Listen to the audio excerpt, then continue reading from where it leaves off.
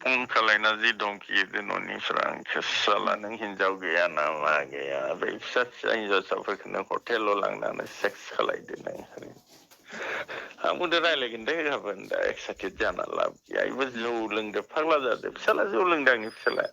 आतसा खुलुमबाय लोगोफोर बयखौबो गुबुन मोनसे गोदान भिडिअ बरायबाय लोगोफोर दिनै बेरेफुंजानि फुंनि समावनो अखा हानानै बोथोरा ओरैबायदि मोजां खालामबाय नैबे जाहैदों जोंहानि गय बारि आरो बे गय बारिया गासैबो जों बे जोंहानि जोब ओमफ्राय दिनै ओरैबायदि मोजां जादों बोथोरा हाया गिसि जाबाय गय बिफां लाइफांफोरा माने हां मोननाय बायदि जासिगोन आरो ओमफ्राय बिथिं गोबां हा खालिफोर दंबावो जायगा खालि बेवहाय बैसागो जाखांनाय लोगो लोगो गयफोर गायनाय जाजोबसिगोन आरो तो लोगोफोर नोंथांमोननि गेजेराव नैबे बागानावनो गय बागानावनो बानायनाय जासिगोन आरो भिडिअखौ जोबजासिम नायलां स' दिनैनि भिडिअआ ओरैबायदि इम्परटेन्ट जागोन आरो ओरैबायदि माखासे गोनांथार बाथ्राफोरखौ लानानै नोंथांमोननि गेजेराव भिडिअखौ लाबोनाय जादों नोंथांमोना जुदि जोबजासिम नायलांब्ला नोंथांमोनाथ' गोबां समनिफ्रायनो खोनाबोबाय थादों आरो नुबोबाय थादों जोंनि बिटिसिनि बा बिटिआरनि सासे एमसिएलए खालिंदुवार समस्तिनि दिलीप कुमार बर' बिथाङा जे गुबुन गुबुन जायगाफ्राव थांनानै बेरायहैनानै हटेलफ्राव रुम भारा लानानै हिन्जावसाफोरजों उन्दै उन्दै सिख्लाफोरजों उन्दुनायनि भाइराल जानाय बा गोबां भिडिअआ भाइराल जानाय आरो बिनि सायाव गोबां बाथ्रा सावरायनाय नोंथांमोनाथ' नुखाबाय अलरेडि आं नोंथांमोननो आरो कल रेकर्डखौबो होखाबाय जाय दिलीप कुमार बर' बिथाङा गावनि माखासे जाथायखौ लानानै बा गावनि जे जालांनाय माखासे थासारिफोरखौ क्लियारलि फोरमायना होबाय कल रेकर्डनि गेजेरजोंनो आरो बिथांनि जे माखासे हिन्जावसाफोरजों उन्दै उन्दै हिन्जावसाफोरजों सोमोन्दोआ थारैनो नंगौना नङा बिथाङा बेसेबां थाखा गारमारखो उन्दै उन्दै सिख्लाफोरनि थाखाय गावनि देहानि लुबैनायनि थाखाय बेसेबां थाखा गारनो हाखो आरो सोर सोरजों सोमोन्दो दङ बेखौथ' नोंथांमोना कल रेकर्डनि गेजेरजों गासैबो क्लियारलि खोनाजोबखाबाय थ' बिनि सायावनो आं गोबां बाथ्रा बुंनो सानदों जाय एमसिएलए दिलीप कुमार बर' बिथांनो दा दिनै बिथाङा मा सानदों जोंनि बर' रायजो राजाफोरखौ ओरैबायदि मेगन खाना सानदों नामा बिथाङा मेगन खाथेना दोननानै बर'फोरखौ जेब्ला इलेक्सन समाव बिथांखौ माबा मोनसे आसा खालामनाय रायजोफोरा भट होबाय देरहा होबाय रायजोआव माबा मोनसे उन्नति जाथों रायजोआव माबा मोनसे मुलाम्फा जागोन बेफोरबायदि लिडारखौ हरोब्ला बे लिडारखौ दैखांहरोब्ला बेफोरबायदि गोबां आसा लानानै दिनै रायजो राजाफ्रा बिथांखौ देरहा होनानै एमसिएलए दिनै सोरखाराव फज'बाय नाथाय दिनै मा लामाजों आवगायलांखो दिनै बेसेबां मुलाम्फा जाखो मुलाम्फा जानो नागारै दिनै मानो खहा लाबोखो बेफोरबायदि लिडारा थ' गोबां साननो गोनां बाथ्रा आं नोंथांमोननो ससे कल रेकर्ड खोन्थाबावनो नागिरदों जाय दिलीप कुमार बर' बिथाङा उन्दै उन्दै हिन्जावसाफोरजों माखासे देहायारि सोमोन्दो लाखिनाया थारैनो सैथोना नंखाय बे बाथ्राया सैथोना नंखाय नोंथांमोना नैबे ससे कल रेकर्डखौ खोनासं आरो बेजों लोगोसे बिथाङा सिगांनि समाव जे माखासे थाखा दाबिनायनि बाथ्रा बुंदोंमोन प्रेसमेन्टनि गेजेरजों बे थाखा दाबिनायाव बेसेबां सैथो आरो मानि थाखाय होदों बे फैसाखौ 6 लाख गाहाम फैसाखौ बहा गारखो मानि थाखाय गारखो उन्दै उन्दै हिन्जावसाफोरनि थाखाय नङामोनब्ला गावनि देहानि लुबैनायनि थाखाय नङामोनब्ला मानि थाखाय गारखो नोंथांमोननोबो नैबे कल रेकर्डखौ होगोन आं नोंथांमोना नैबे ससे कल रेकर्डखौ खोनासंनानै लाग्रो एफआइआरखौ नै फुटेजफोरखौ हरबायना फुटेजफोरखौ हरबाय बेयाव फुटेज फैनायखौ खोनाबाय आं मिथिबाय फन खालायबायना नांगोलनिफोरा उनावथ' उपाय गैया आंथ' दा बुस्थुखौथ' माबायाव लामनांसिगोन ना आइनाव आं सानदोंमोन आं खालायला माला जोंनिनो मानसि थांबाय आरो 6 लाखआ नुलायबाय हानाय जायो बिसोरदोबो मानथो गाज्रि जानो होननानै बेखौ साननानै आं थाबायमोन बेनिफ्रायथ' उपाय गैया दाथ' भाइरेल खालायथारबाथ' आङोथ' माबा मोनसे होलांनांगोन आंनि एभिडेन्सफोरा दंजोबो मोनसे थायोना थाया होमबा दा सेम्पिटिथ' द्र' जागोन ना दा बयबो दा मिथिगोन मैयाथ' बहुत जोंहानि न'खरनि मानसिफोरानो बिराद रागा जोंना दोङो आंखौ हिनजावानो गैया मा गैया बेयो साला बे हटेलाव बिदिथ' जाखागोन न'खराव जागोन बाहेरावबो जेला माबा जाबाय नालाय फन खालायना जि दंखियो न'निफ्रा आंखौ साला नों हिनजाव गैया ना मा गैया बै फिसा फिसा हिन्जावसाफोरखौनो हटेलाव लांनानै सेक्स खालायदो नों आंबो रायलायगोन दे गाबोन दा एक्साइटेड जाना लाब गैया इबो जौ लोंदो फाग्ला जादो फिसाला जौ लोंदो आंनि फिसाला आतसा फाग्ला जादिया सनमाननि खोथा थायो रेपुटेसननि खोथा थायो नङा होमबा एसे बोरैबा मोनखागोन गासिबो बेनो ना बहुत जादों जोंनियाथ' ओंखामानो जायाखै मैया हिनजावा मिथिखानायसोमोन हिनजावखौ बुंदों आं बयखौबो फिसाजोआबोथ' मिथियामोन गुवाहाटियाव दोंहैयो दे जेबो नङा थांना थागोन जोङो आं जिउआ बाय गोरा लावगोनसोलै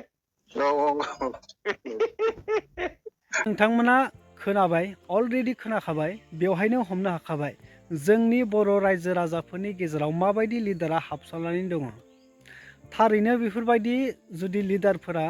जोंनि हारिखौ दैदेनोब्ला हारिया माबा मोनसे मुलाम्फा जागोन ना थारैनो जौगालांगोन ना उन्नतिया थामारगोन ना थ' बिलकुल मालाबाबो हारिया जौगानाय नङा ओरैनोब्लाबो बर'आ दिनै आंखालजोंनो भुगिनानै दंखायो अलखदानो जोबखायाखै आरो बेफोरबायदि समाव बेफोरबायदि इसिबां गनायजाथावै लिडारफोरखौ दोननानै आरो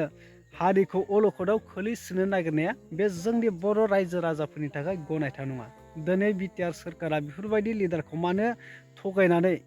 थार बाथ्राफोरखौ सिखोमानानै दिनै नंखाय बाथ्राफोरखौ रायजोफोरनो फोरमान होनानै मानो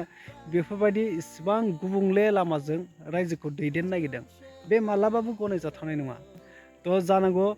जों इउटुबारनि सायाव गोबां एक्सनबो लानो हागौ सरकाराव थानाय हिसाबै लाथों लाब्ला मालाय मा जानो रायजो राजाफोर दङ रायजोफ्रा बिजिरगोन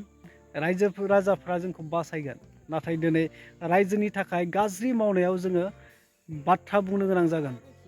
बाथ्रा बेखेवनो गोनां जागोन दा बिथांमोननि थाखाय जों मालाबाबो रायजोफोरखौ गनायहोनो हाया आरो दा गोबां बाथ्रा दिनै गावनि खालेंदुवार समस्तियाव बे एमसिएलए दिलीप कुमारा डेभेलप खालामनो नागारै रायजोनि माबा मोनसे मोजां खालामनो नागारै दिनै 6 लाख थाखा गारनो हादों कौटि थाखा गारनो हादों 30 लाख थाखा गारनो हादों बा 3 लाख थाखा गारनो हादों गावनि देहानि लुबैनायखौ आंखालखौ सुफुंनो थाखाय उन्दै हिन्जावसाफोरनि लबाव सोरनोबा थाखा फैसाफोरखौ ओरैनो दैयाव थांनाय बायदि गारला अब्ला बेफोरबायदि लिडारखौ जों रायजोआव बोजबनानै लायोब्ला आरो बेसेबां खहा जाबावगोन नोंथांमोनानो फोरमाय जोंनो नाङा बेफोरबायदि लिडारखौ जोंनो नाङा फैबाय थानाय समाव जों बेफोरबायदि लिडारखौ बोखारनांगौ आरो गोदान लिडार सोनांगौ बा बिनि जायगायावनो आं दिनै इउ पिपलखौ गाज्रि मोनाखै